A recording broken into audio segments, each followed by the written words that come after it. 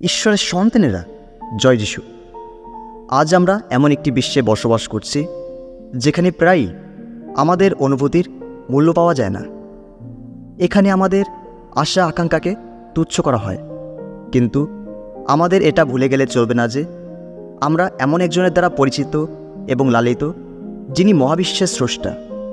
কিন্তু আজ আমি চাই আপনাকে একটি শক্তিশালী সত্য মনে করিয়ে দিতে, তা হলো ঈশ্বর আপনার জীবন পরিবর্তন করতে পারেন, কারণ ইতিমধ্যেই তিনি আপনার নাম জানেন। শুধু তাই নয়, তিনি সর্বদা আপনাকে দেখেন এবং আপনাকে ভালোবাসেন। বন্ধু, আপনার জীবনের জন্য তার একটি বিশেষ উদ্দেশ্য আছে যা আপনার ভাবনা চিন্তার বাইরে। এই মুহূর্তে এটি কল্পনা করুন। যদি আপনি বিশ্বাস করেন যে ঈশ্বর তা করতে পারেন, তাহলে আপনার জীবনের একটি পার্থক্য আজ আপনি দেখতে পাবেন।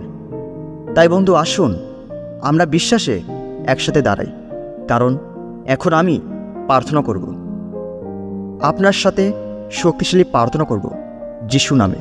তাই বন্ধু, আশীর্বাদ পেতে শেষ পর্যন্ত এই ভিডিওটি দেখুন। বন্ধু, বাইবেলের কিছু ব্যক্তিদের গল্প ভুলে যাওয়া বোকামি। যখন জগতের চারপাশের চাপের দ্বারা তাদের সংগ্রাম করতে হয়েছিল, সেই মাঝেও ঈশ্বর নিজেকে তাদের কাছে প্রকাশ করলেন তাদের উদ্ধারকর্তা হিসেবে, কারণ তাদের জন্য তার মহান পরিকল্পনা ছিল। যিশাইয় 43 অধ্যায় তার এক পদে ঈশ্বর ঘোষণা করেছেন, হে যাকব, যিনি তোমাকে সৃষ্টি করেছেন, হে ইসরায়েল, যিনি তোমাকে তৈরি করেছেন, সেই সদাপ্রভু এখন এই কথা বলছেন, তুমি ভয় করো না, কারণ আমি তোমাকে মুক্ত করেছি।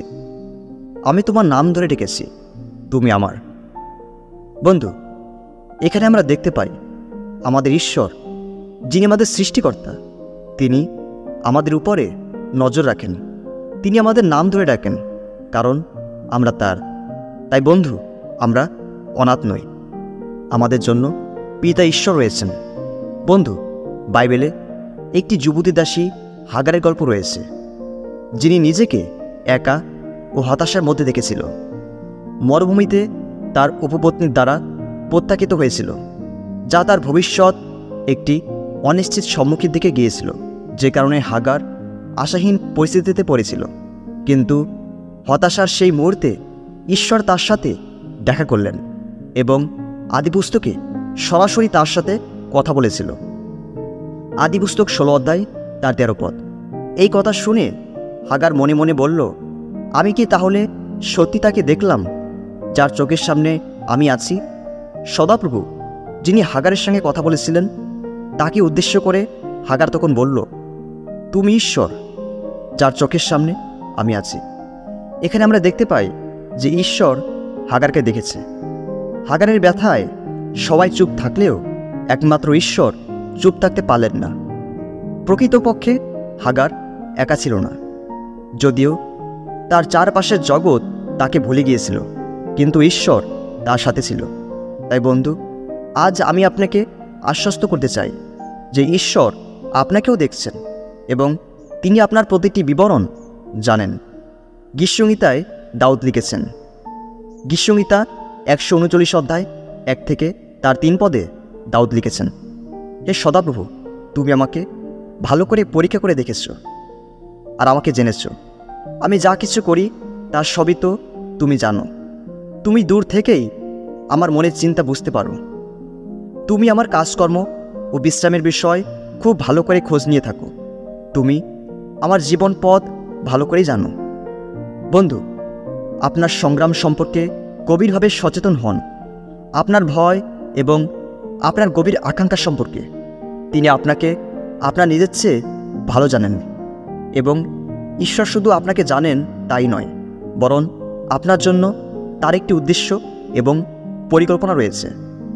যেরেমীয় 29 অধ্যায় তার 11 পদে আপনার জীবনের জন্য ঈশ্বর ঘোষণা করেছেন, তোমাদের জন্য আমার পরিকল্পনার কথা আমি জানি, তা তোমাদের মঙ্গলের জন্য, ক্ষতির জন্য নয়। সেই পরিকল্পনার মধ্য দিয়ে তোমাদের ভবিষ্যতের আশা পূর্ণ হবে।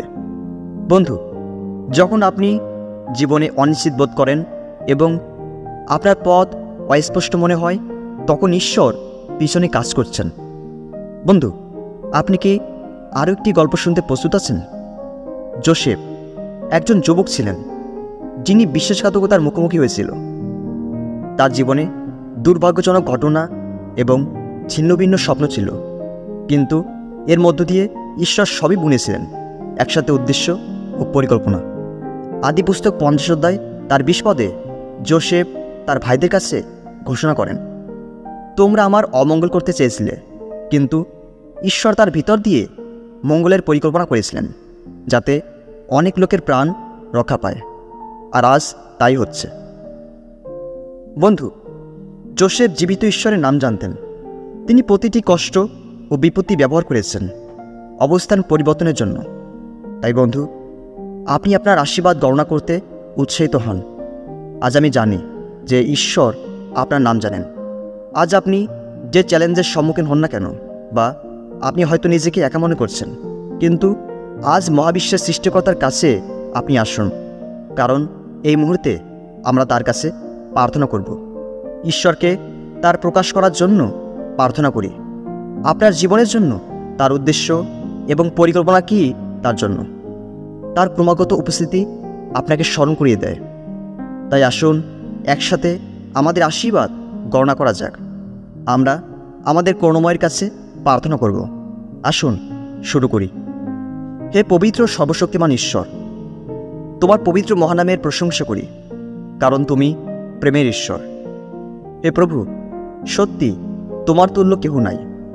এই স্বার্থের দুনিয়াতে সকলেই ছেড়ে চলে যেতে পারে।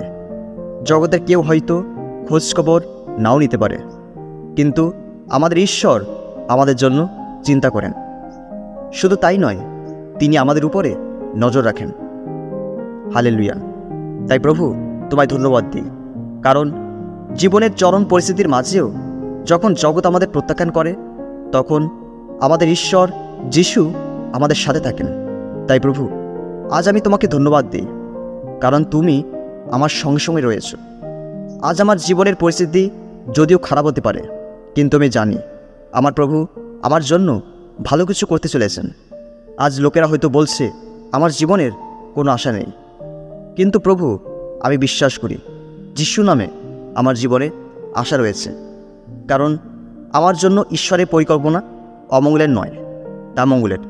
তাই প্রভু, কষ্টের এই চরম পরিস্থিতিতেও আমাকে তুমি একা রাখুনি, তোমার পবিত্র আত্মাই আমার সাহায্যকারী।